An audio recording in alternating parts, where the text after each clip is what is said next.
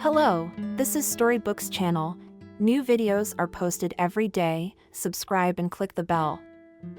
It seemed to her that she would always be among the losers, but it was just an episode in her life. 5 years of school are behind her. Tomorrow was the graduation ceremony. Kelly couldn't believe this was it. The next thing was sailing on her own. Some of the girls were able to arrange jobs in advance. When internships were held in schools, Kelly was also offered by the director of the Lyceum, where she worked for a month and a half in the 5th year. Only more hustling classmate Betty has already hustled and first applied to that Lyceum, and there she was gladly taken. But Kelly was not discouraged. She'd find a job for sure. And now graduation. Her dorm roommates had curlers on from the night before. Everyone wanted to look beautiful for graduation. But Kelly does not need any curlers. Her hair is naturally thick, curly, straight brown waterfall. In general, Kelly is beautiful, brown eyes, light skin, slender, like a twig. The girls even envy her a little. "Kelly, you don't have to work at all. Why do you want to go to school?" Kathy said, "You just wink at some millionaire and he'll call you to the registry office." "Yeah, by the leg." Kelly waved me off. "What do I need millionaires for? They're all fat, bald. What's that all of a sudden?" The girls laughed, because while he was making his millions, the years passed. "And I don't need millionaire girls. I want to meet my love." Kelly confessed, just once and for all. Who doesn't dream of that? Nancy sighed. "That's what I want too. But that's just the way it is in the movies. In life, wherever you look, all the guys are either some kind of underachievers, or how can I put it mildly? They're not interested in girls. Oh, Nancy, you like to exaggerate everything." Lisa disagreed with her. "I'm like Kelly. I believe my soulmate is out there somewhere." And the girls chatted and chatted, forgetting the time. And when they looked at the clock, they gasped. It's 2 o'clock in the morning. Tomorrow's presentation at 10 o'clock. Urgent, all to bed. And in the morning, the room was in turmoil. The girls painted eyelashes, did each other's hair, dressed up, and then all rushed, clacking their heels down the stairs. Wendy the janitor saw them off with a smile, wondering how fast time had flown by. Just yesterday, these girls were very young, and today they were so beautiful.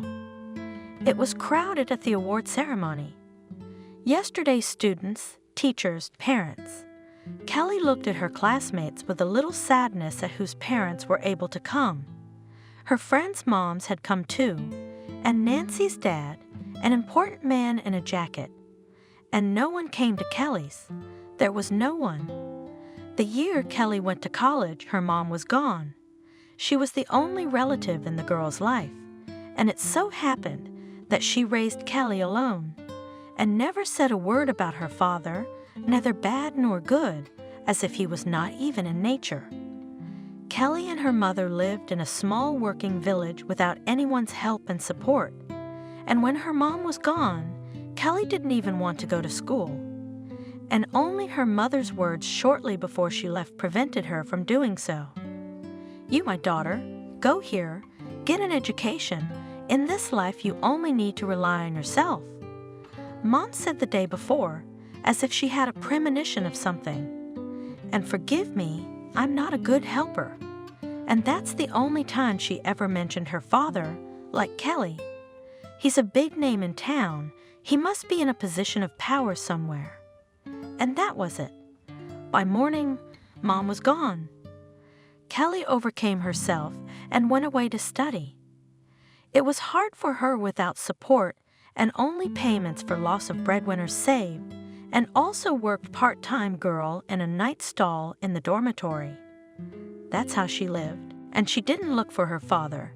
Somehow she didn't gather her courage. And how could she look for him? She will not be all brown-eyed, dark-haired famous people suspect paternity. let her live as she knows how. Did not know about her for so many years, and now do not need. Kelly was distracted from sad thoughts by fanfare. The rector came out, then the dean.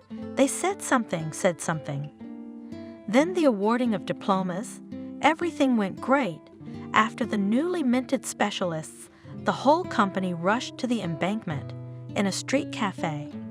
So they decided to spend their studentship simply and cheerfully, and all succeeded. Late at night, standing by the river, the girls dreamed.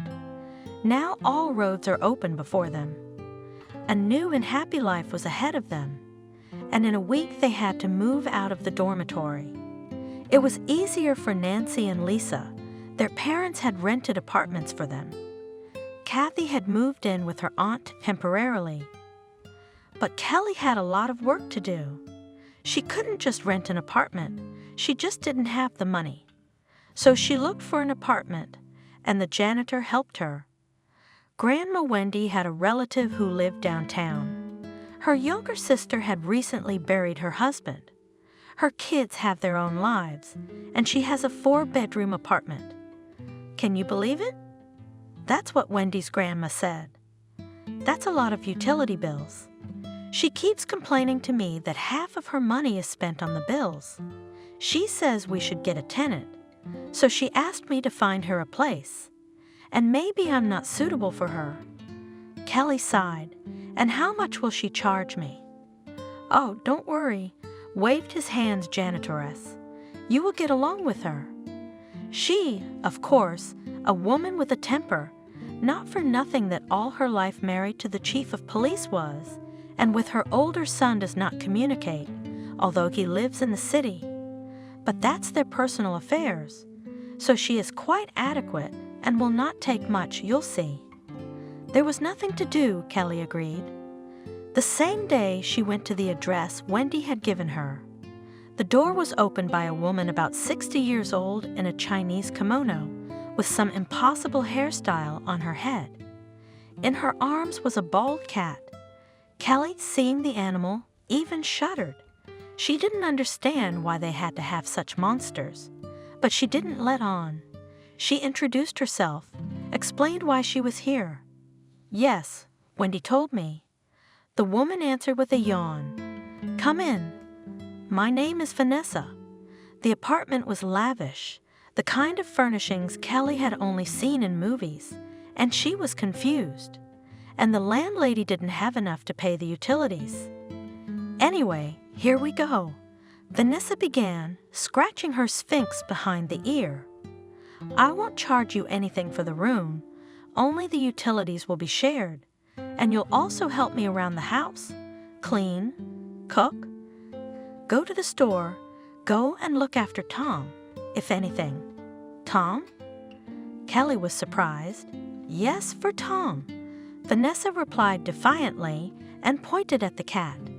Or do you think he has a bad name? No, do you? Kelly nodded in confusion. It's a good name, and he's a very nice cat.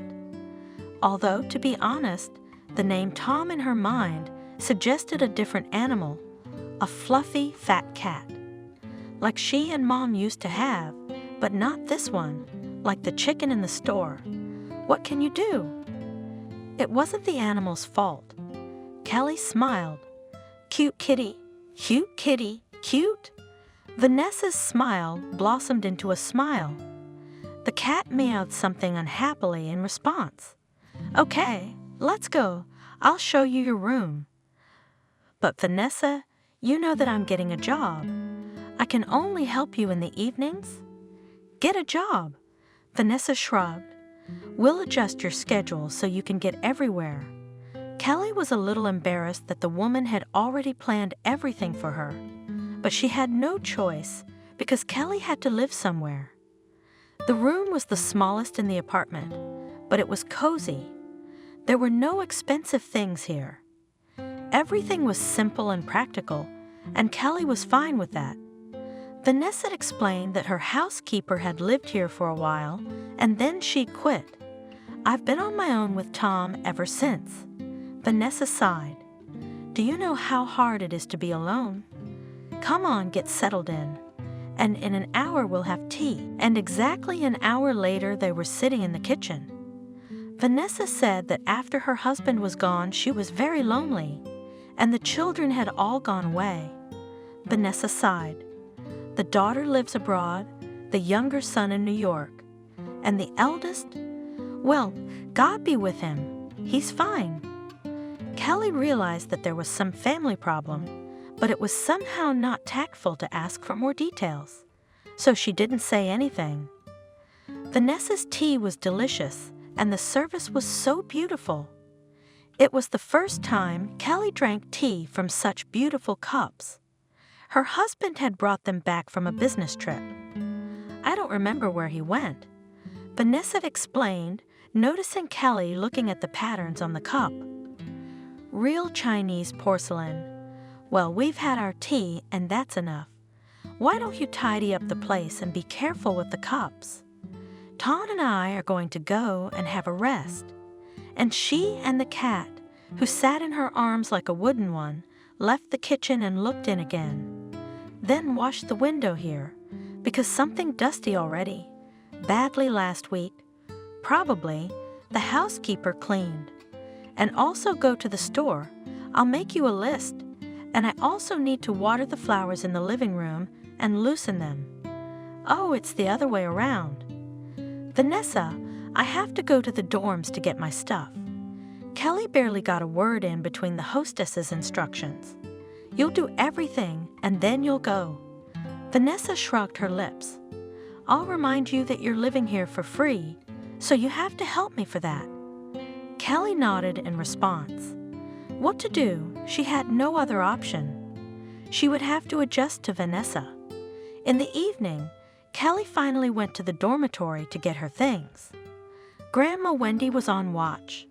So, Kelly, are you talking to Vanessa? When she saw the girl, the old lady was the first to speak. I did. Kelly nodded tiredly. I see she's already filling you with errands. Wendy grinned. Oh, sister. She's used to having everyone running around her. Don't be mad, baby. I just want what's best for you. She's not bad. You just have to find an approach to her.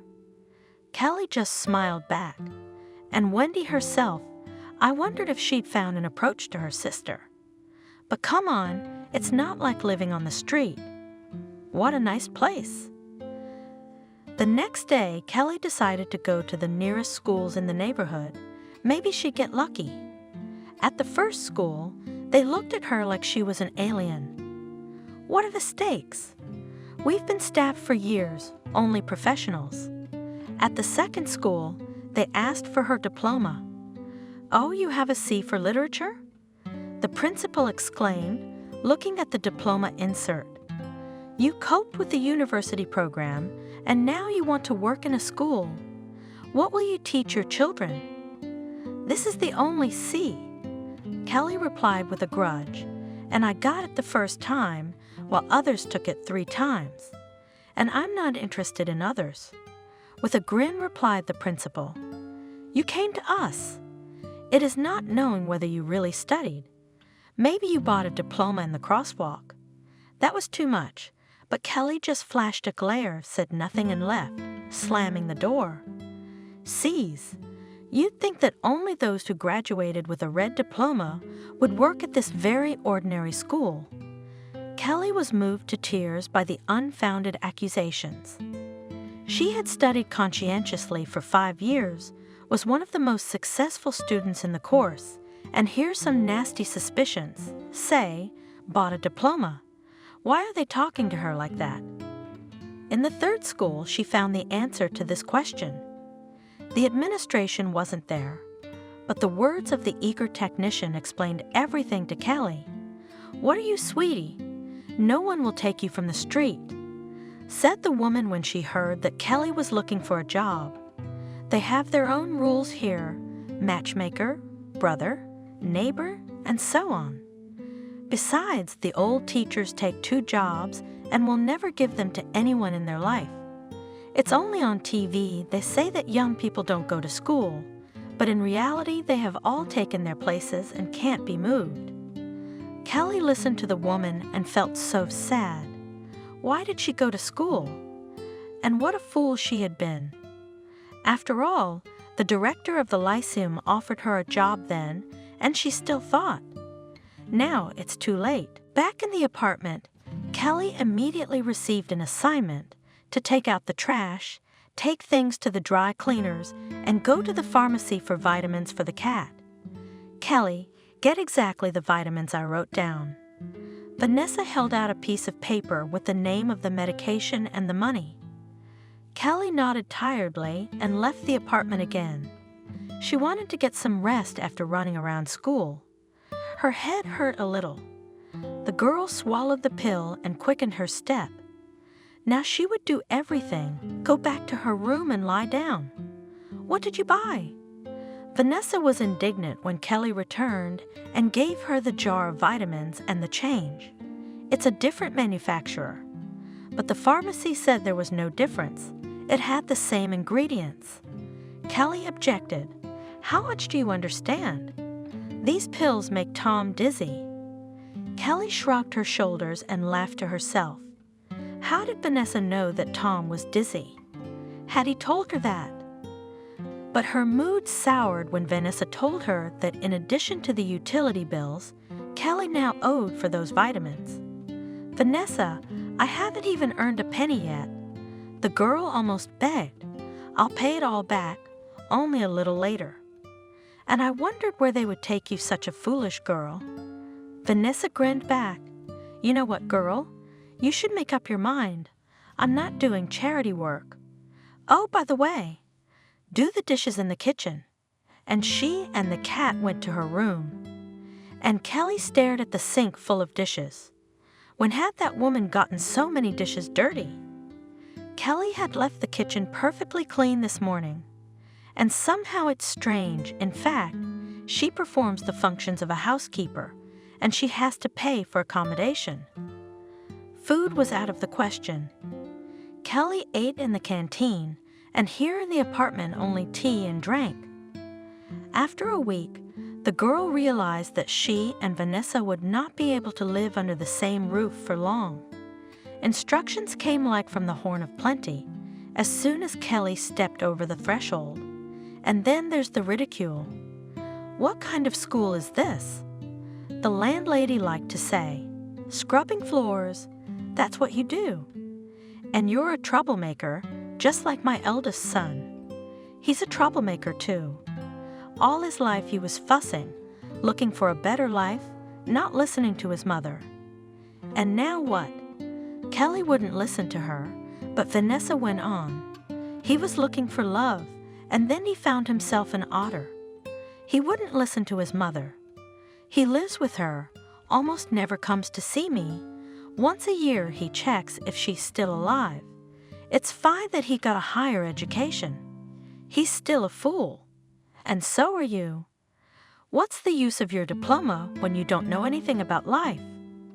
What do I know? Kelly asked resentfully.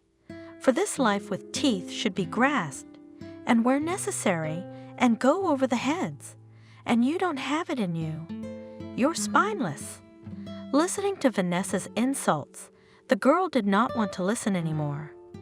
She gathered her things, threw the key on the nightstand in the hallway, and went to the exit. What a touchy one. Vanessa shouted goodbye to her. Look, what a princess. Kelly didn't answer her. And only when she jumped out of the entrance, sat on a bench and cried. Maybe Vanessa was right. You have to go head to head in this life. But is it the right thing to do? Her mom always said that one should respect another person's opinion, be more tolerant, show kindness of heart. And what happened? Her mom was just over 40 when she died. She never hurt anyone in her life. She worked in a village school, and that was it. She didn't achieve anything. They even had a service apartment. After her mother died and she was taken away, Kelly herself also tried to live according to her conscience. But there was always a brazen grasp ahead. Become like that?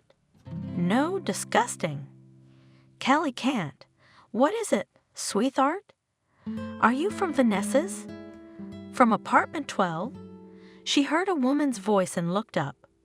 There was an old lady standing next to her, a dandelion of a woman. Kelly nodded back. The old woman had fooled another girl again.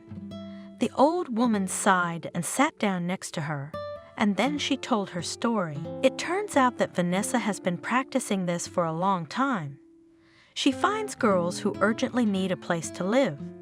Most often she finds such girls through acquaintances, so that they were decent, and as if for free, but loads her with so much work that the housekeeper has to work there from dawn to dusk. And the girls have their own lives and their main job. Some will live a month, some 2. There was one who lasted about a year. But you, baby, you're just a newcomer. Yeah, a little over a week. Kelly nodded. But I can't go any longer. That's right. I can't stand that woman. She's been bossy all her life. Her husband was only a boss at work, but at home he was her boss. Her children, she has 3 of them. The younger ones ran away from her as soon as they were on their feet. And the eldest, William, was always Vanessa's sort of unloved son, but he did everything for her and took her groceries and medicine, she said. And then she got fed up with him and started divorcing him and his wife. Not only that, in his youth, the man did not give life. All the bride, he was looking for a more profitable bride. And here she began. In general, he broke up with his mother in a puff of smoke and dust. He hasn't come to visit for a year now, but he calls, that's for sure. He sends her food and money through his driver. Vanessa keeps crying, saying she's poor and unhappy. She's insolent. Let her live with her bald man and her cat. And you, little girl, are right not to put up with it. It's better to live on the street than with such a landlady, said the old lady and went to the entrance, and Kelly only smiled sadly. It's good to think like that when you have a place to live. But what should she do? She decided to call her friends. Nancy was very happy when she heard her friend and immediately bragged that her father had arranged a job for her as a secretary in one of the institutions of the city. Nancy, I don't have a place to live. Kelly shared her distress. No way. That's the trouble. Oh, but I don't know what I can do to help you. Can I stay with you for a few days? I'll find something later. I've got some money left over from my old job at the stall. I think I can find something cheap. Oh, really? Nancy exclaimed. Kelly, I'd love to, but I can't. When they rented out my apartment, the owners told me not to have any guests, because you know what niggers are like, they'll rat you out. Okay, I'm sorry to bother you, Nancy. No, it's fine. You call me if you need anything. And Nancy disconnected the phone first. There you go. Kelly grinned sadly.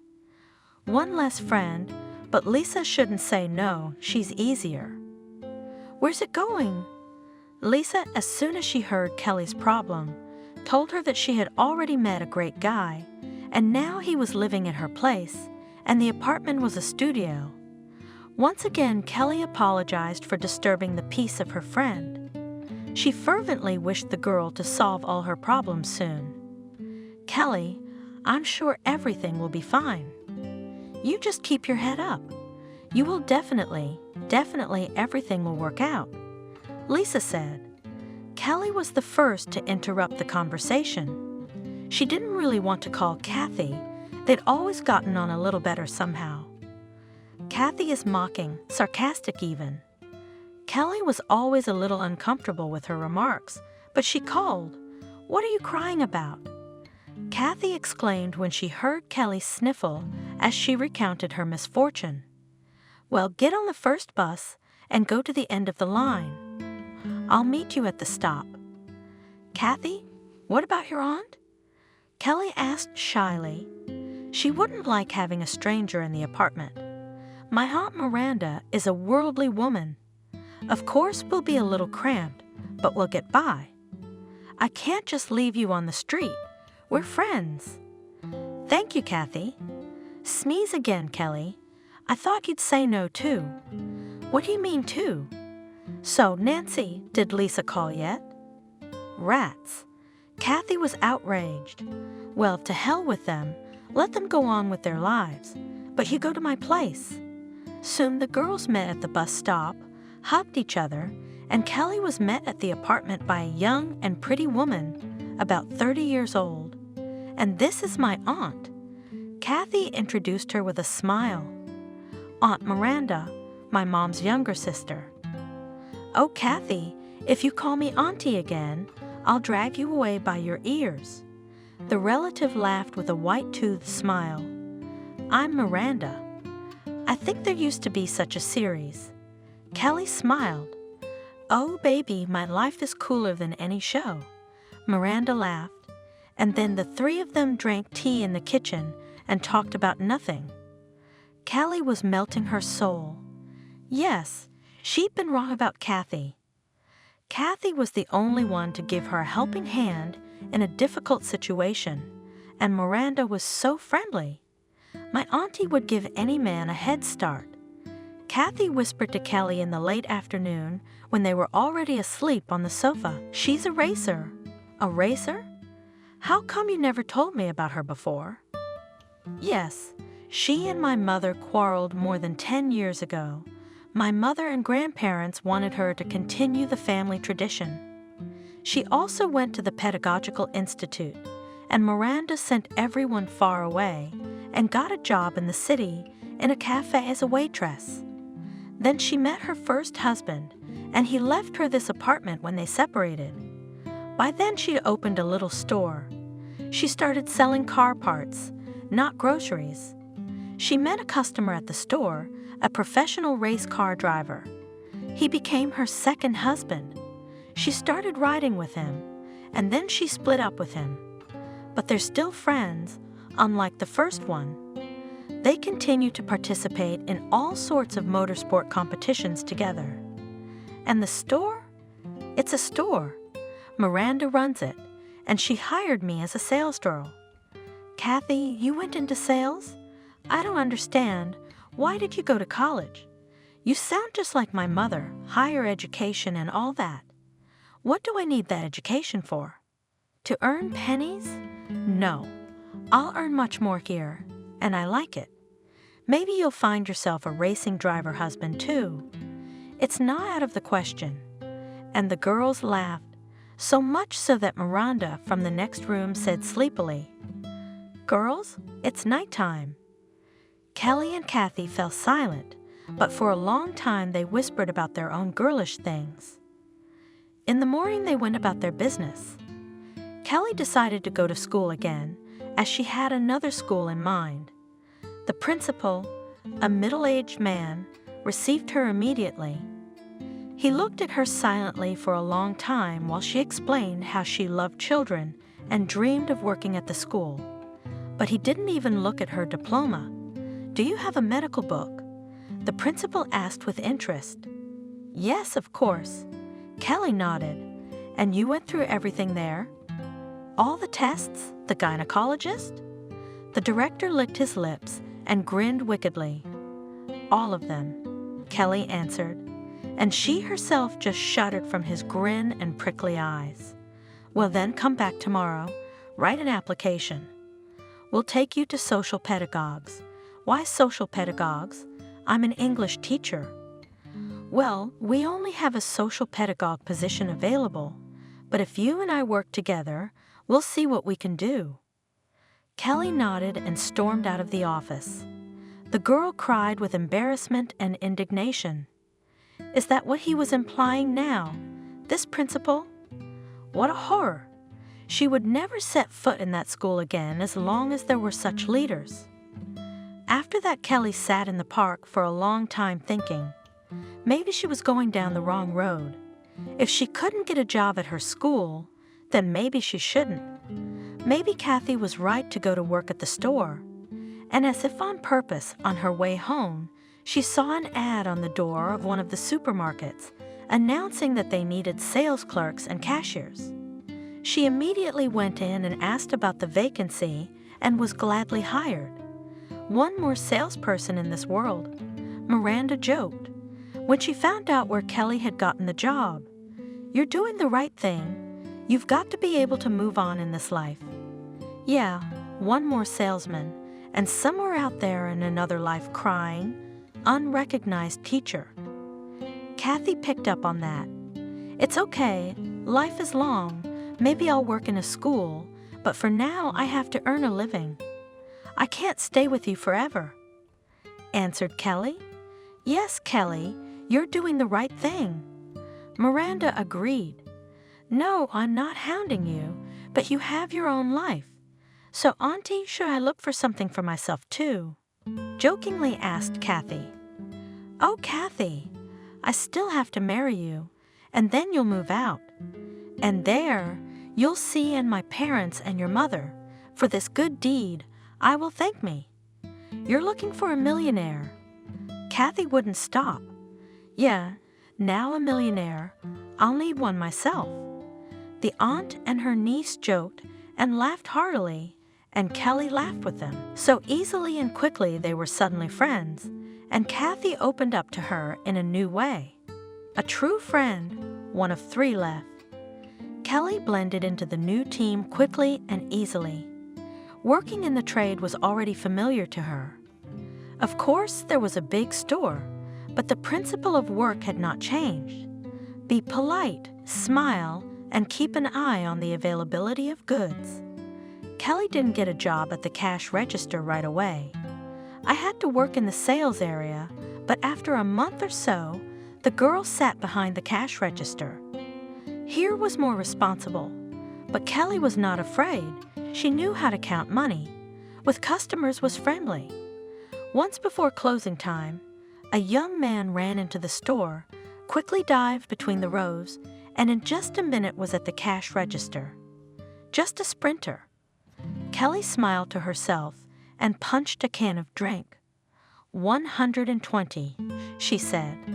The guy reached into his pocket for his wallet, his face stretched out. Did I leave my wallet at home? He mumbled confusedly. Young lady, you wait, please. I'll run to get the money. I'm not far away. I live next door. We are already closing. Monotonously for Kelly, answered her partner Molly. Come back tomorrow, young man. Yes, I need to now. I'll fall asleep without energy, and I still have half the night to work. And what do you work? Kelly asked me. I'm nothing important, answered the guy, continuing to feel his pockets in the hope of finding at least some change. But if it's not important, then all the more so, Molly said firmly. Molly, wait. Kelly stopped her gently and turned to the guy. I have already punched the goods anyway. Let me put my money in now, and you'll bring it to me tomorrow? I work in the morning. The guy nodded gratefully in response and vowed to be at the store at 9 o'clock tomorrow. Kelly, are you stupid? Molly asked her. As soon as the guy disappeared with the purchase. You do realize you gave this guy his shopping spree, right? I think he's coming. With a smile, Kelly replied, I can see he's honest. They're all honest as long as they want something. Molly grinned. You're a simple soul, and if you keep doing that, you'll be working for thanks. But I was wrong, Molly. In the morning at exactly 9 o'clock, as promised, the guy was already in the store. He gave Kelly the money and then held out a modest bouquet of chrysanthemums. Here you go. Oh, come on. Kelly was embarrassed. No, you don't. Yes, you do. The guy was staring at Kelly with his eyes wide open. Such a beautiful girl deserves to be given flowers every day. My name's Kevin, by the way. Kelly? I know. The guy smiled, nodding at his name tag, and the two of them laughed merrily. In the evening, Kevin waited for Kelly outside the store, walked her home, and told her about himself. He, like Kelly, had come to the city from the country. He was good at sports at school, especially good at soccer. He went to a physical education technical school. At first, he played in a soccer team for his school, then for the city. He went to various competitions, showed great promise, and then an injury. And now he works at a sports school as a coach. You said yesterday you were working nights? Kelly remembered. Hey, Kevin brushed it off. Yes, I watch the matches. It's very important for my work. I watch, I memorize. I see. Kelly nodded. Good for you. You work by profession anyway, and I'm a teacher of English language and literature, and I sit at the cash register. So you're a teacher? Kevin was surprised. We're almost colleagues? Sort of. Kelly laughed. They agreed to meet the next night and said goodbye, just shaking hands. Kathy, I met such a cute guy. Kelly was telling her friend. He's a soccer player. Wow. Miranda overheard and jumped in. What team does he play on? He doesn't play on any team. He works at a sports school now. Kelly shrugged. He's a great guy. Dude, they're all great until they get their way. Kathy sighed. You'd better be careful with him. Get to know him first. You sound just like your mommy. Kelly dismissed it. No, Kathy's right. Miranda agreed with her niece. Who knows about that athlete? Before you know it, you'll be with child. And your soccer player will be out of the picture. I wasn't thinking of anything like that. Kelly blushed. You should think about it. Miranda said instructively. Okay, girls, let's go to sleep. Kelly couldn't sleep half the night, thinking about Kevin. No, he's nice. He's really nice. Soon they started dating. Kevin was staying in a friend's house too. After a bit of thinking, they decided to rent a small apartment, old, unrenovated, almost without furniture. There was only a sofa, a table, and an old refrigerator. But it was cheap. Miranda and Kathy helped Kelly make some minor repairs and left, making her promise that if anything went wrong, they'd kick Kevin to the curb. Kelly promised, even though she knew she wouldn't send him away, because she loved him with all her heart. And a couple months later, they signed, simply, without guests and outfits, decided that the money is not enough. Why splurge? Especially since Kevin's parents are old and live far away. Kelly has no family at all. Miranda and Kathy have gotten distant lately. They've got their own lives. Better save up for a down payment on a mortgage. They were thinking of buying this place in the future. So what if it's old? They'll renovate it. They had a real honeymoon. Or rather, a week when they got time off work. No, they didn't go abroad or to the sea. They just had a good time together. They walked around the city, rode the river streetcars, just enjoyed each other. And Kelly, that was enough. The first problem started when Kevin got into trouble at work. One of his students was injured during warm-ups, and Kevin was blamed for it. Oversight. The kid had powerful parents, and Kevin was fired. Kelly was the main target, but she took it calmly because she was sure that Kevin will soon find a new job. And what happened at the old one was just an unfortunate misunderstanding. A month went by. Kevin couldn't find anything. Why don't you try being a security guard? Kelly suggested it. There's an opening at our store. Are you kidding me? That's when Kevin got mad. I'm an athlete first and foremost, and you're telling me to sit around. No, I've got a couple other options. They should call soon. But no one called him. Kevin sat on the couch all day, watching TV, more and more soccer games. Coming home from work at night, Kelly would start washing dirty dishes in the sink, cooking dinner, cleaning up. On her timid remarks, say, "You can do something around the house for the day," Kevin replied that this is not a man's work. And why did I marry you if I myself will cook soup and wash socks?" he said. Once again he pressed the button on the remote control, and into the apartment burst another broadcast of a soccer match, and money was in short supply. So Kelly found a part-time job. She got a job on an educational website as a supervisor. Checked the work of guys who were preparing for exams on online courses. An old laptop, which the woman bought not so long ago, became a good assistant. Of course, he did not solve all the material problems, but now it was possible not to puzzle over what to pay for the apartment. After a while, Kevin began to leave the house in the evenings. He'd come in the morning. He smelled of booze. To all Kelly's questions, he'd say, "He's a man, he's entitled. What do you have a right to?" One day, Kelly couldn't take it anymore and she started screaming, "Go out at night, drink on my money." "Oh, that's how you talk." Kevin got angry. "So it's your money?" "I thought it was mutual. We're like a family, but you're the man. You're kind of the breadwinner." "I know we're a family. Do you?" "Kevin, when I married you, I thought we were gonna work things out together. And you put it all on me. You sit in front of the TV all day, and now you're drinking." Kelly yelled, "Yeah, it's a mess, but it has to be dealt with. What kind of man are you? You sit on my neck and you're happy. Oh, you don't like me as a man?" Kevin caught on to the word and took a swing.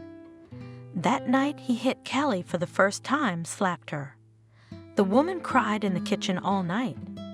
In the morning, on his knees, Kevin apologized. He swore that soon everything would change. He would find a job.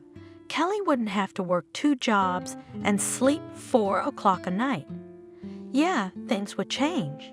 And Kelly believed him and decided to forget the slap. After all, she provoked it. Shouldn't have charged him when he'd been drinking. After a week, Kevin had really changed. Eyes lit up.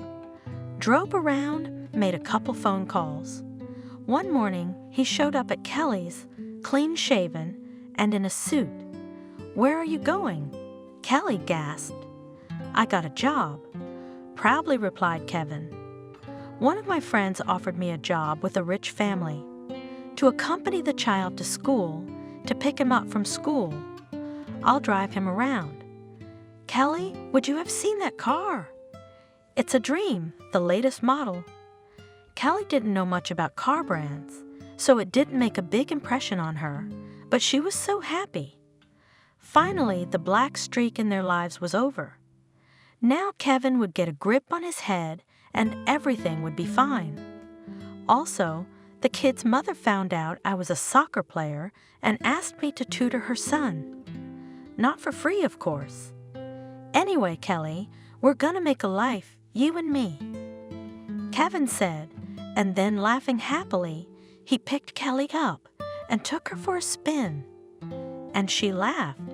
Now they'll be healed. But Kathy, when she called her friend to see how she was doing, didn't share her joy. You should find out who this family is, what the guy does for a living, what his wife looks like. Or look, this employer with your husband. Kathy warned me. "Nonsense, you say." Kelly dismissed it. She didn't even think it was possible. After 2 months, Kelly noticed that Kevin was coming home later and later. One night he didn't come home at all, and the next evening he showed up smelling of women's perfume. Kelly found traces of lipstick on his shirt, and she made a huge scene. Screaming, crying, blaming her husband, and he looked at her with a grin. "You chicken." Finally he said, "Have you looked at yourself in the mirror long ago? When was the last time you were in the hairdresser? And what are you wearing? Have you ever heard of dresses? Always in the same jeans and stretchy sweatshirts." "I don't have time for salons." With resentment, Kelly said, "I've been working 2 jobs, and I'm still working 2 jobs. I don't see your paycheck. Okay, first, you said you had to dress appropriately. Then you had to get a bodyguard's license, also for a fee. Meanwhile, I was paying rent, buying groceries. Where's your paycheck? In a safe place. Kevin grinned cheekily. And it's none of your business. What do you mean? That's what I mean. Chicken, I'm leaving you. Kelly's eyes darkened when she heard that. No, it can't be. He's just telling her to spite her, because they love each other. You disgust me. Kevin said angrily, I'm in a relationship, and you should know who I'm in a relationship with. You'll never be like that. Jenna, she's wonderful. Jenna, who's that? The woman who hired me. What about her family? She has a son, a husband. No husband. He died a year ago, but Liam and I got along, and he doesn't mind calling me Dad. After Kevin said that, he started packing his things. Kelly sat silently watching. There were no more tears. The man she loved so much, the one she would turn herself inside out for, had betrayed her in such a despicable way. Kevin, as if nothing had happened, was rummaging through his closet. His cell phone rang. Yes, honey. Yeah, I talked to her. He said cheerfully into the receiver and looked at Kelly with a sneer. It's okay, come on over.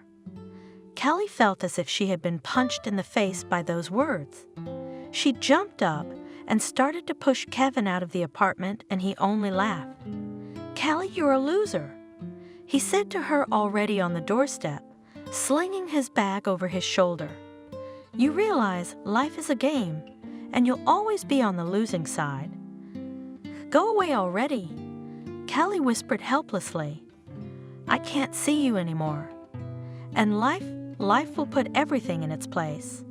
Let's see which one of us loses. Kevin laughed and walked out, slamming the door. Kelly slid down the wall and howled like a wounded wolf.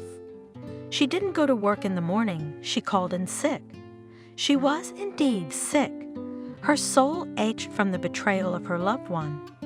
All day she lay on the couch, curled up, and in the evening the doorbell rang. Kevin's back. He's changed his mind. She would forgive him. Kelly jumped up from the couch, but Kathy was there. Hello, friend, Kathy said cheerfully. Why do you look so bad? Are you sick? And why is your cell phone unavailable? I've been calling. I was worried about you. Must be dead. Kelly remembered and hurried to turn her phone back on. What if Kevin called? But no, he didn't. Tell me about it. Kathy didn't ask, she demanded. And then Kelly burst into tears. She sobbed. She fell on her friend's shoulder and talked, while Kathy listened and grew more and more gloomy. What a bastard, she said when she found out. I always knew he was a bastard. I didn't like him, but on the other hand, it's a good thing I did. Kelly, imagine if you had a child. How much worse would that be? Kathy, I kind of am. Kelly sobbed. What? Are you pregnant or something? Kathy exclaimed. Kelly just nodded. She'd been meaning to tell Kevin, but she'd been putting it off, waiting for the right opportunity, and it hadn't presented itself. Don't tell him, Kathy advised. Find a good doctor. He'll do it, and you'll forget the whole story like a bad dream. No doctor, whispered Kelly. Kathy, I can't do this. Why not? Can you imagine being alone with a baby? I do, 'cause my mom raised me alone too. I can do it. Kathy, I was up all night tonight thinking. You know, this baby is a part of me. It's like taking a piece of my heart. I can't do it. Well, then we gotta get this creep back into the family. We have to tell him about the baby. That's not necessary.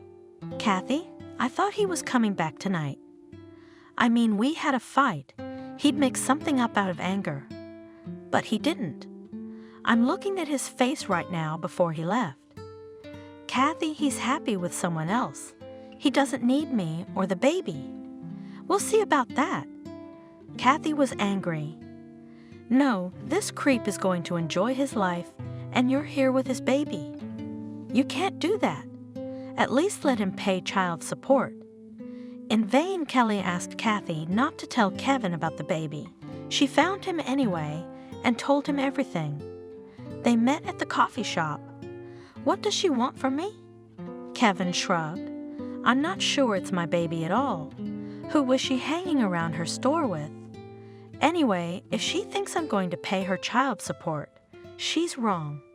She's not getting a dime from me. I'll prove the baby's not mine. But it's your baby. I'll prove it's not mine. Kevin grinned cheekily. At that time, a spectacular blonde girl, a little older than Kevin, and a boy of about 10 years old came to the table.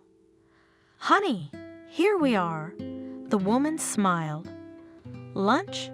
Yes, Jenna, of course. Kevin smiled eagerly. He jumped up from his seat, helping the woman sit down, then sat the boy down, tousled his hair affectionately, and he smiled back. What an idyll. Kathy couldn't stand it any longer and stood up. Are you aware, dear Jenna, that your Kevin is about to become a father? Jenna, don't listen. Kelly's making it up. Kevin started to justify himself. Jenna grimaced and looked squeamishly at Kathy. I realize you're a friend of Kelly's, so give her some friendly advice about terminating the pregnancy and staying out of our family. Kevin and I are a family. We've already filed the divorce papers with your Kelly. Kathy smirked.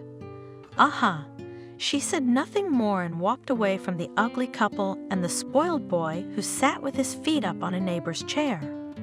How to help her friend? Kathy decided not to say anything to her about the meeting at the cafe, so as not to upset Kelly further.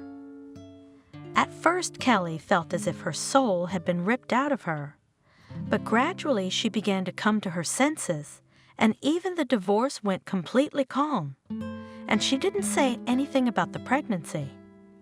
Out of pride, Kevin didn't ask. He wasn't interested in Kelly's problems now.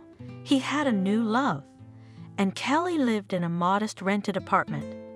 She worked at the store. In due time went on maternity leave, and until the birth continued to work with her students on online courses. The labor began suddenly, rapidly, at night. She just got up from her desk, turning off her laptop, as her stomach contracted sharply. She reached for the phone with her last strength. Why did you take so long? The paramedic in the ambulance told her off on the way to the hospital. You should have been hospitalized a week ago. I couldn't. Squirming in pain, Kelly said, I have a job. Everybody's got work, sighed the paramedic, and you need to think about you and the baby right now. It's gonna be okay, Mommy. Don't worry. My son was born healthy. Dark-haired, like Kelly, Kevin's blonde. If he looks like his mommy, he'll be happy, said the nurse as she brought the baby in for his first feeding. You have a good boy. My boy, Kelly said fondly and cried. Why are you crying? You should be happy. Others dream of such happiness for years. I understand, but I'm scared. He and I are the only ones in this world. You have each other, and that's the main thing. While he's little, you'll take care of him, and when he grows up, your son will be your protector. That's right, a protector. Kelly smiled through her tears and cuddled her baby boy. She would do anything to make her baby happy. From the hospital, Kelly and Robert were picked up by Kathy and Miranda. They got ready, bought presents, and helped with everything at first. And then Kathy arrived one day confused. Kelly, I need to have a serious talk with you. What's wrong? Kelly's scared. I'm getting married. Why are you saying that like you've been hit with a bag? Dude, congratulations. Yeah, thanks, but I'm leaving. Noah's from out of town. He's got his own chain of body shops. So I've made up my mind. But that's great. Kathy, I hope you'll be happy. Yeah, he's a good guy, but I'm worried about you. You're on your own. My auntie went south too, married a Southerner, sold her business, and doesn't seem to regret it. That's how fast she did it. She sends her love. Kelly, how are you gonna be all alone? Of course, Kelly was a little confused. She's used to Kathy helping her out, looking after Robert, Miranda dropping in occasionally. Now she's on her own, but Miranda and Kathy have their own lives to manage. I can manage. She nodded confidently. Don't worry about me, be happy. But we'll call you, even visit you when we can. Of course, friend. And they hugged goodbye, even cried. But we have to move on. Until the age of 1.5 years, Robert, Kelly somehow managed to make ends meet, and then from the state payments were very meager. And the courses she'd been working part-time had all but died out. There wasn't enough money for food. It all went to rent. Kelly thought about working, but she couldn't go out to the store yet. Robert had no one to leave him with. The nursery school waiting list was so long that it would be 2 more years. One day she saw an ad on a bus stop that a real estate company needed a sticker. Figured there is obviously no rigid schedule, decided to call. Here's 1,000 flyers. Handed to her in the office of the girl administrator. For 5 days you need to go around the streets that will be on your list and paste ads. For this you will receive $20. Keep in mind that your work will be checked. The money was not much, but Kelly agreed. At least Robert would have enough for milk and cottage cheese. So she started working as a poster girl. She would get up early in the morning while Robert was sleeping and run around the neighborhood with glue and flyers. It was good where there were special boards for announcements on the entrances, but more often she had to paste them directly on the walls. Often she heard so many nasty things about herself because she was dirtying the walls. Kelly had a plan or she wouldn't get paid.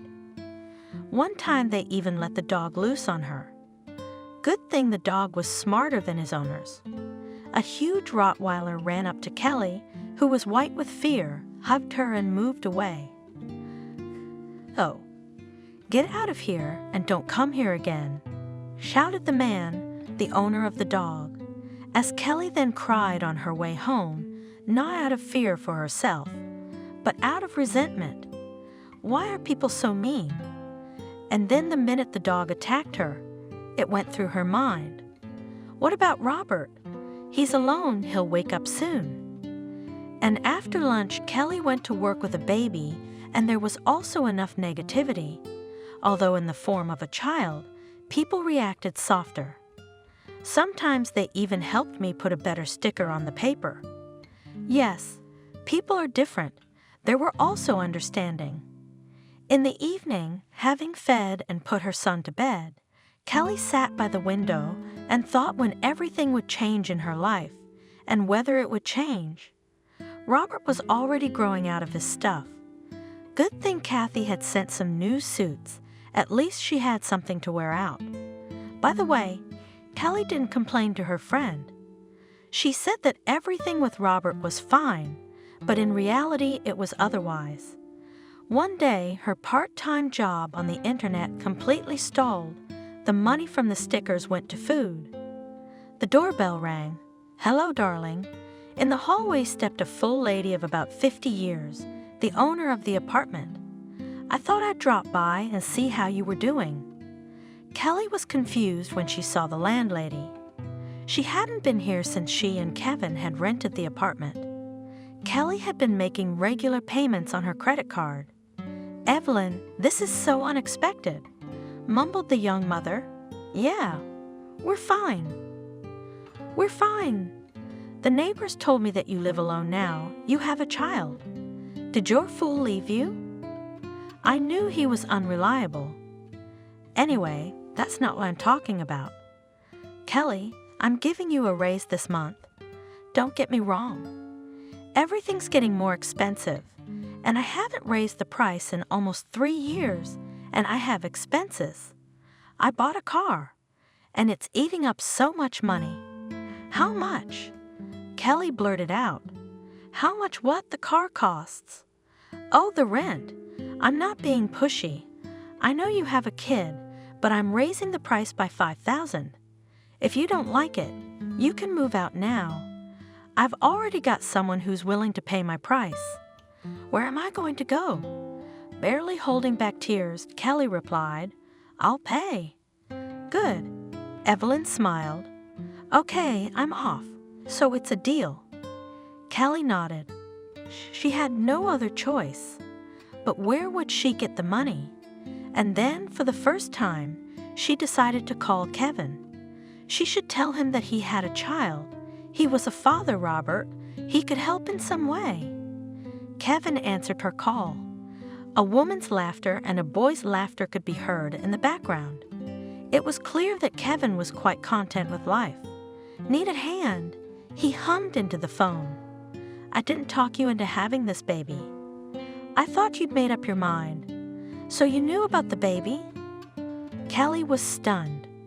Yeah, your girlfriend came to me, appealed to my conscience. Why are you surprised? I told her then and I'll tell you again. I'm not sure it's my baby. It's interesting. You kept quiet all this time, and now you've suddenly decided to confess. Why would I do that? I'm just having a really hard time. I have no money. I have to pay the rent. Forgetting her pride, Kelly said with difficulty, You know, it's not my problem. You're on your own. And he hung up. Kelly sat there like a stone. Why did she call? She'd just ruined her own mood. And Kathy, she didn't say a word the whole time. I guess she just didn't want to upset her. Maybe Kathy should call Kathy, borrow from her, and then pay her back. No, her friend wouldn't say no, and she wouldn't demand it right away. But Kelly wouldn't feel comfortable. And what would she use to pay her back? And then Kelly remembered there was something that would save her and Robert. It's some earrings her mom gave her. Mom gave them to Kelly just before she left. She never wore them herself. Kelly didn't know they existed, and Mom kept them. Said Kelly's father gave them to her. They're very expensive. Maybe you'll need them when you have a daughter. Mom whispered and with a trembling hand pulled the earrings from somewhere in the nightstand and said they were diamonds. Kelly didn't believe it then, and she didn't believe it now. She thought they were just glass, but they were precious to her as a memory of her mom, and she never wore them, and neither did her mom. They lay in her notebook bag from university, in a simple box from under lollipops. What if they really were diamonds? The next day, out for a walk with Robert, in addition to glue and advertisements, Kelly grabbed the earrings. On the way, she stopped by a pawn shop with her son. Where did you get such a miracle? Surprised, exclaimed the appraiser, just looking at the jewelry and squinted suspiciously. Looking at the modestly dressed young mother and child, whose clothes were clearly already small. It was a gift from the late mom. Kelly replied calmly. It's easy to check, nodded the appraiser. For a long time he rummaged through his papers, then looked at the earrings. Finally he named a price and asked for a passport. Almost $100,000. To Kelly, that was a lot of money. She immediately agreed to pawn them. Young lady, do you have any idea of their real value? Asked the appraiser while the documents were being drawn up. I don't know. Kelly admitted. All my life I thought they were plain, glass ones. Glass? The man laughed. Come on, I can see you really need the money. Yes, I'll throw in another $30,000, but no foreclosure. Do you agree? In principle, Kelly agreed to the first option, and she liked the second offer even more. It was just a little embarrassing. She was selling her mom's memory, but she had no other choice. and her mom would understand, and she'd never buy back those earrings. The money from the earring sale was a big help. Kelly immediately bought her son some new clothes, paid off a small utility debt, and put aside a few payments for Evelyn. The young woman realized that she couldn't be lavish, or it would be even harder, and soon she got a call from the education department. There was a vacancy in the nursery, and it was a pity to give the baby to the kindergarten, and he is not even 2 years old. But what to do? We have to live somehow. So Robert went to the nursery and Kelly went to work. Only very soon the store management started to grumble. The young mom took 2 sick days every month. Who's going to work? Soon they said they didn't want any problem employees. Well, I'm trying. Kelly justified herself. It's just that my son has recently gone to kindergarten. Children are all small, often get sick when in a new team until he is not used to it yet. How long do we have to wait for your son to get used to it? No one will pay for your sick days. Quit. That's the answer. It was no use arguing with the bosses. Kelly stayed at home for a couple months, scraping by on the internet, and mostly pulled a little bit from the untouchable reserve that was left from the earrings. We had to live on something. She didn't work as a poster girl anymore. When she went to the store, she gave it up. Now there were other workers there. They didn't need her. But one day, she got a call from the real estate office. Kelly, good afternoon. She heard the familiar voice of the receptionist, Adriana. We'd like to invite you to an interview for a vacancy. What position? Boss looked at your resume and was very surprised that a person with a higher education is quite literate. Worked for us as a poster boy. There's another offer for you. Would you like to try to work as a realtor? Yeah, I don't know. I never imagined myself in this role. It is not to sell buns and apartments, but the principle is the same. Adriana laughed. You have to praise your product, that's all. Well, will you come over? You know I have a small child. It will not interfere with your work. You can always arrange a time that's convenient for both parties. I convinced Adriana. The director of the real estate firm was Sebastian, an elderly man with serious health problems. He'd had a heart condition for years, and even surgery hadn't changed anything. All because he didn't have much desire to live. After his family, his wife, daughter, son-in-law, and grandson died in a plane crash 5 years ago. The only thing that kept him in this life was his work, the work of many years. He couldn't give it all up like that. That's why he was pulling it all on his shoulders. In principle, his office was not too famous in the city and could not compete with the big competitors, but it had its price too. Not so long ago, his realtor left for another firm, more successful. Sebastian was looking for a new candidate and decided to look at the resumes of those who were hired on a fixed-term contract. Interesting. He was surprised when he read the resume of Kelly, a young woman with a higher education. Why doesn't she get a job in her specialty? Yes, it's complicated. Adriana shrugged her shoulders, and she has a small child. Call her for sure. Sebastian, I repeat, she has a small child. So, call her. So Adriana called. Kelly arrived for the interview at 3 o'clock. Sebastian saw a very young woman, almost a girl, only very tired from everyday worries. He started the conversation from afar, asked about his son, about his studies, just about life. At the end of the conversation, he already roughly realized who was sitting in front of him. A simple little naive girl who got into a difficult life, but does not give up. Sebastian decided to give her a chance. He liked her, reminded him of his late daughter. Soon Kelly got a new job. Now she's a realtor. Of course, there were a lot of difficulties, had to learn a lot. At the same time, Robert was constantly sick, but the new team was sympathetic to this. And then Kelly was lucky. She was able to sell one apartment and the second one very favorably. Buyers liked to communicate with a nice, pretty girl, while Kelly was not intrusive in her work, but at the same time was able to persuade, although about the shortcomings of apartments did not hide. This honesty was what brought her to the table. Sebastian, too, was glad he had hired this girl. Kelly did her best. Little by little, things got better between her and Robert. Now the young mother did not count the change, whether her son tomorrow will have enough for milk or not. They weren't lavish, but they weren't poor either, and then disaster struck. Sebastian collapsed in his office one morning and died immediately. His heart was failing. Kelly was very worried.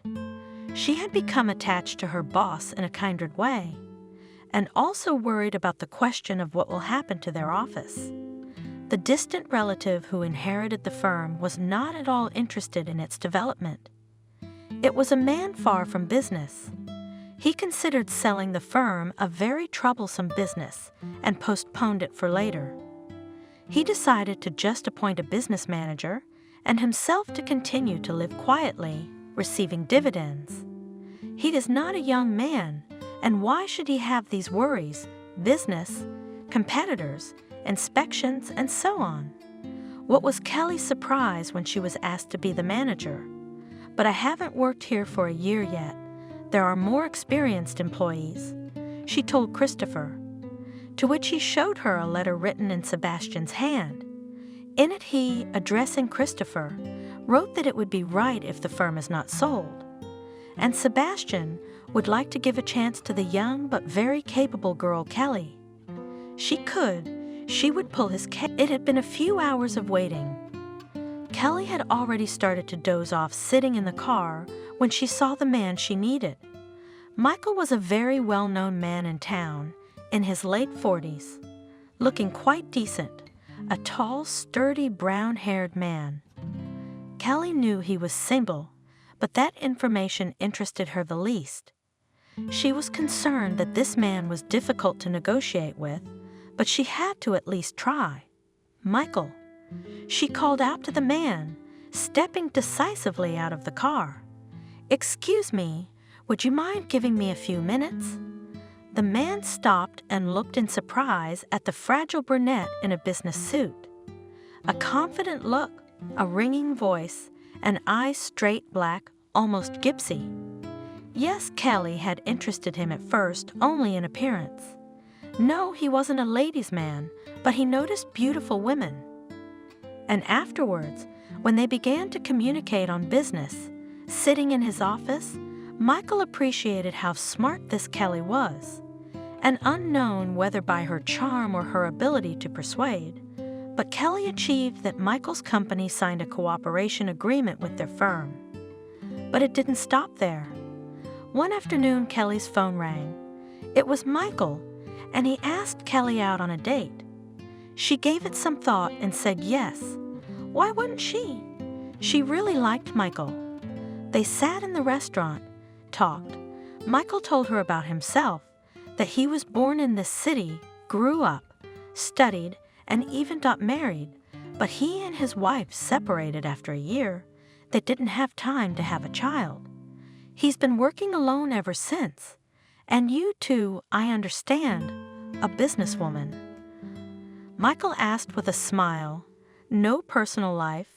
Kelly was just about to answer. The nanny called and excitedly informed her that Robert had a fever and the medication wasn't working. I'll be right there. Kelly answered and looked at Michael. You'll have to excuse me, my son is sick. I have to go right away. Why don't I give you a ride? Michael responded immediately. He was a little surprised that such a young woman already had a son, so she had a husband. He wasn't happy about that, but his mood improved when Kelly told him that she had been raising her son alone since birth. Now you're talking, businesswoman, she grinned. I've worked as everything, haven't I? And cashier and salesman, even was a sticker to feed my son. But actually, I'm a teacher by profession. I see. Michael nodded. You know, life is like that. You go through a lot of things before you find your own. I wasn't originally a builder either. You won't believe it. I'm a telecommunicator by my first profession. When my wife left me, accusing me of not earning enough and all that, I was so hurt. I began to think and decide what to change in my life in the first place to prove to my wife. I built a small business with a friend, and we got with him in the 90s.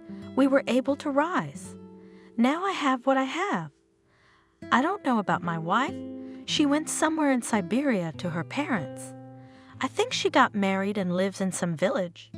To be honest, I haven't cared for a long time. So they learned a little more about each other along the way. At Kelly's house, they said goodbye and arranged to meet again. Robert turned out to be fine. The doctor from the ambulance suggested a trip to the clinic in the morning just to be on the safe side. That's all. You must have eaten a lot of ice cream? The doctor squinted slyly at the boy. Yes, there was a bucket in the freezer. I ate almost all of it. Robert lowered his head. Son, how could you do that? I told you not to eat too much, Kelly exclaimed and looked angrily at the nanny. Emily slammed her eyes shut in fright. I'm sorry. I didn't see it. Kelly just waved her hand. What can I do now? It would teach her not to buy buckets of ice cream. Michael called the next day and asked how Robert was feeling. Yes, he was fine. Kelly smiled into the phone. His throat is a little red, but he doesn't have a fever. But he had the ice cream of a lifetime. It happens. Michael laughed. I'm calling to invite you and your son to the park for the weekend. Robert will be well by the weekend, won't he? I think so. Kelly was a little embarrassed by Michael's suggestion, but at the same time she wanted to keep in touch with him and not just for work. So of course she said yes. And that weekend the three of them were at the recreation park, riding the carousel, Robert jumping on the trampoline, riding his scooter. It was a warm summer evening. They sat at a table in a street cafe and ate barbecue with pleasure. Real men like meat. Michael winked at Robert. What's with the ice cream, right, Robert? Uh-huh. The boy replied contentedly. It's good. Why only men? Girls can eat meat too. Kelly joked. No arguments, maybe another portion, and Michael moved his plate. Kelly, smiling, took a bite, though she had more. Michael smiled too. How much did he like this sweet girl? Yes, she was younger than him by a whole 10 years, even a little more, but he was easy and simple with her, straight native. And Kelly felt, for the first time in years, that she had a man by her side. And late that night, as Michael carried the sleeping Robert home to Kelly's house, the boy suddenly woke up and wrapped his arms around the man's neck. Feverishly, he whispered in her ear, Uncle Michael, be my daddy. Kelly was close by and heard everything. She blushed as red as a cancer. Michael smiled embarrassedly. Go to sleep, son. Suddenly, he whispered and gently laid the boy on the couch. And then they sat in the living room for a long time, not knowing what to say to each other. Each had his own past offenses and disappointments, and each was afraid to be burned again. But they were drawn to each other. No more than that. They felt each other, every fiber of their being. Kelly, Michael finally spoke.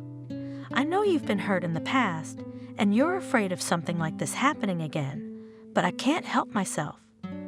I close my eyes and I see you. I hear your voice. I want to be with you, to love you. I want Robert to call me Daddy. I want to go fishing with him, to the woods, to play soccer with him. Not soccer. Kelly smiled sadly, and then she smiled cheerfully. Let it be tennis or volleyball, or at least checkers. Whatever you say." And Michael hugged her and stayed in their house until morning. And in the morning, when Kelly woke up, she didn't find Michael around and was very upset. Oh, stupid! She berated herself. She knew she couldn't trust men. And still she had stepped on the same rake again. He left, got what he wanted and left. She was so hurt that she cried. And then Robert and Michael came into the room. "And here we were making breakfast with Robert," said Michael. "Why are you crying?"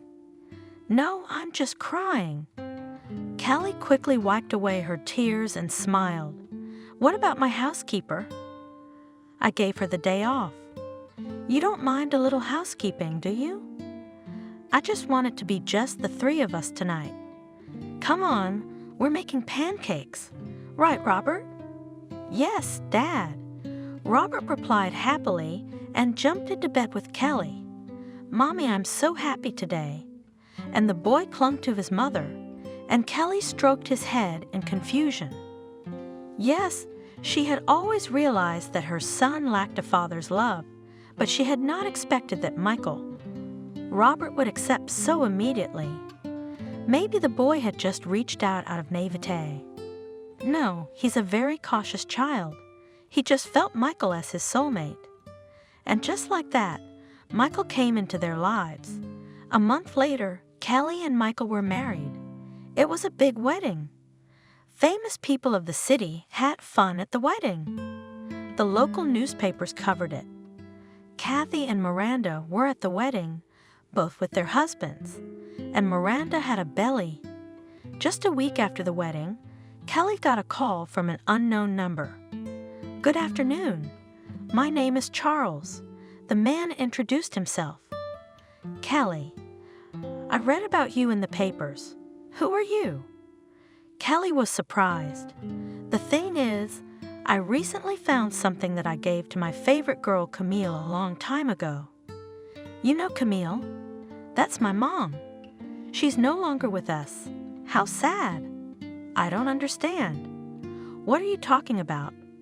"The diamond earrings." "Kelly, let's meet you." "I need to talk to you." Kelly agreed, but she went to the meeting with Michael. What this man wanted, she didn't fully understand. But when they met at the cafe, it suddenly became clear. Kelly was facing her father. The resemblance was uncanny. Yes, Charles was already over 50, his hair touched with gray, but his features, his eyes. Yes, Kelly looked just like her father, and he looked at Kelly without taking his eyes off of her. "God, I can't believe it," Charles whispered. "Daughter, I don't know." Kelly was confused, too. They sat down at the table. After an awkward silence, Charles pulled out earrings. They were the same earrings that Kelly had sold at a pawn shop a few years ago. Thanks to them, she and her son had survived for a while. "Kelly, I see you recognize these earrings. I'm not going to ask why you sold them. I know it wasn't for the good. Just listen to my story," Charles said. He said that almost 30 years ago, he met a girl named Camille. They fell in love, but Charles' mom got involved. She was outraged that her son, a student of a prestigious university, got involved with a simple girl from the backwoods. Yes, Camille was not a stupid girl either. She studied at a pedagogical institute, but she had neither parents nor money. Why would Charles want such a bride? But Charles didn't listen to her. They even applied to the marriage building. And that's when Charles gave Camille a pair of earrings. This piece of jewelry had a story of its own. The fact is that the first husband of Charles's mother died when the son was not even a year old. Soon his mother married another man. Charles was, though, the first, but unloved son. He often lived with his grandmother, mother, and father for months at a time. So when he turned 18, his grandmother gave him earrings, the family jewel. It was actually customary in our family to give them to daughters-in-law, but I never liked your mom, honestly," Grandma confessed. "So I procrastinated, and then my son died. So I've had the earrings all these years. I was waiting for you to get married, and then I'll give them to your wife. But I feel that I don't have long left, so I'm giving them to you now. You can give them to your sweetheart when you meet her." Soon Grandma was gone, and Charles kept the jewelry with him, never telling his mother. Then he met Camille and gave her the earrings. A month before the wedding, Charles had to go to a student conference in another city. When he returned, Camille was nowhere to be found. He looked for her, made inquiries, but nothing. It was later that he found out his mother had arranged it. Camille said he was marrying someone else, said some nasty things to her, and when Charles was looking for her, going to the police, the stepfather got involved. They didn't tell him where his Camille was. After the institute, Charles went on the party line, then got a job in the city administration. He married someone else. Charles didn't love her so much anymore, but she wasn't a bad girl either. Then his mother started to interfere again. That's when Charles had a fight with his mother once and for all. Only then she said that it was to her credit that Camille disappeared from his life.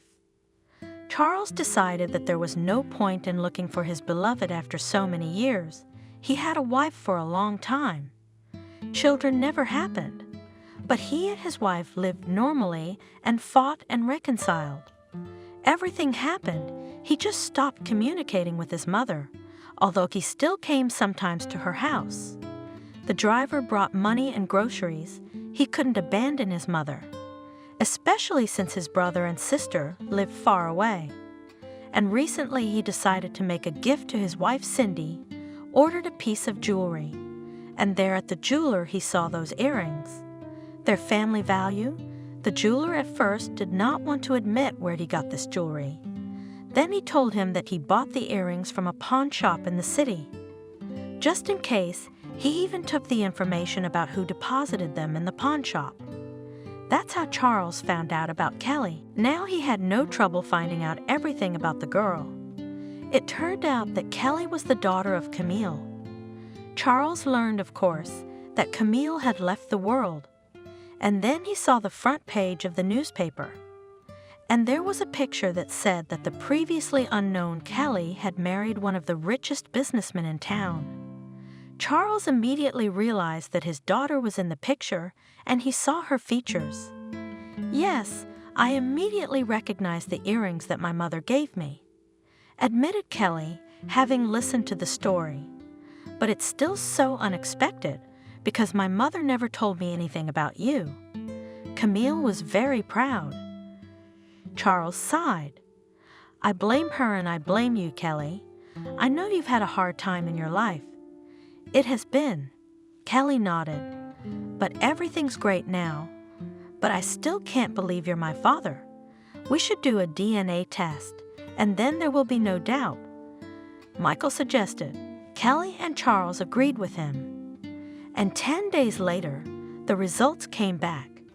Yes, Kelly and Charles were related to each other. Charles introduced his daughter to his wife Cindy. The woman, who had never had children of her own, quickly found common ground with Kelly, befriended Robert.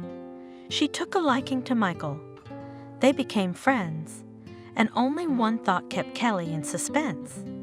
The story Charles had told her about her mother reminded her very much of another story she had heard years ago on the driveway. The time when she had cried and didn't know where to go. One day, Kelly ventured to ask her father, "What is my grandmother's name?" "You never said her name. Was it Vanessa by any chance?" Charles stared at his daughter in surprise. How would she know? And Kelly told him the story of meeting an old woman and her bald cat. "She still has that cat. My driver always freaks out when he sees it. I can't believe it. I can't believe it. Turns out we could have met a lot sooner." "That's unbelievable." "No, I can't believe it. I've been giving her money for all these years to do things in housekeepers, and she's been fooling young girls, but she's not doing it now. I hired her a housekeeper myself. Maybe it's another woman with a cat. Just a coincidence. Callie guessed. Well, let's not guess. Let's go. It's time for me to meet my mother. And it wasn't a coincidence. Same house, same entryway, apartment number 12. The door was opened by the same Vanessa. A little older, a little sadder, but she still had the same keen eyes. The same Tom in her arms, only older too. Charles, the woman gasped. Have you decided to visit your decrepit mother? You're not that old, Mom. Charles replied, but I've decided that it's time for us to put an end to this feud. Did you realize you were wrong? Vanessa threw her head back in victory. The cat in her arms meowed something sharp. I don't want to find out more about who was right and who was wrong. I just want you to meet your granddaughter. This is Kelly. The woman squinted her eyes. Callie looked at her grandmother with a smile. She had long ago forgiven her for all the wrongs she had done to her. Her own grandmother stood before her. I've seen you somewhere, Vanessa said, puzzled. Of course you have. Callie nodded. I bought the wrong vitamins for your Tom once. Vanessa froze at those words and then clutched at her heart. Yes, she remembered her lodger, who had run away from her so quickly. She was a stubborn girl like her father. Nothing happened to Vanessa. She was more playing. Though she was sincerely surprised that her son had a grown-up daughter. And most importantly, she already knew her. When Vanessa heard that Camille, the same Camille, was long gone, she thought for a while. She was silent for a long time, and then she said, I'm sorry, son. Perhaps I was wrong, and you, my granddaughter, forgive me. Charles hugged his mother. He had forgiven her long ago. They were family, and Kelly decided not to remember all the wrongs. We have to move on. Why touch old wounds? She introduced Vanessa to her family, and the old lady melted when she saw little Robert. Charles is small. She gave her verdict and kissed her great-grandson on the top of his head. Robert was delighted. He now had a daddy, a mommy, a grandmother and grandfather, a great-grandmother, and a bald cat. The boy immediately demanded that his mom buy him one. Oh, no, son. Callie laughed. Let me and Daddy get you a simple kitten. Why don't you like my Tom? Vanessa even took offense. I like him, but he's very unusual. Kelly confessed, and everyone laughed. Another year passed. Kelly and Michael were expecting a new addition to the family. Soon they would have another son. One day they were walking together in the park. Michael and Robert ran a little ahead on the path when suddenly someone called Kelly. She looked back, and it was Kevin sitting on a bench. Kelly hardly recognized him. Sloppily dressed, stubbled, clearly hungover. Hi, muffled, Kevin said and got up from the bench. I thought I was mistaken. I thought so too. Kelly replied, How are you? I'm fine, and you? Oh, it's all gone to shit. Jenna kicked me out, left me without a dime, and now I'm living in an abandoned house on the edge of town. Robert came running up to Kelly. Is that my son? Kevin's eyes lit up. No, that's my son, replied for Kelly Michael, who also came up behind the child and realized who was talking to his wife. Yes, I'm sorry, mumbled Kevin. I must have made a mistake. Kelly and Michael walked away, Robert leading the way down the path, Michael holding her hand gently. There was another life beating beneath her heart, and Kelly didn't want to look back. Yes, life, the game. Sometimes it feels like you've been defeated, destroyed, abandoned, but it only feels like that. It's only the first round. There's the rest of your life ahead of you, and it may happen that if you lose once, you win much more later.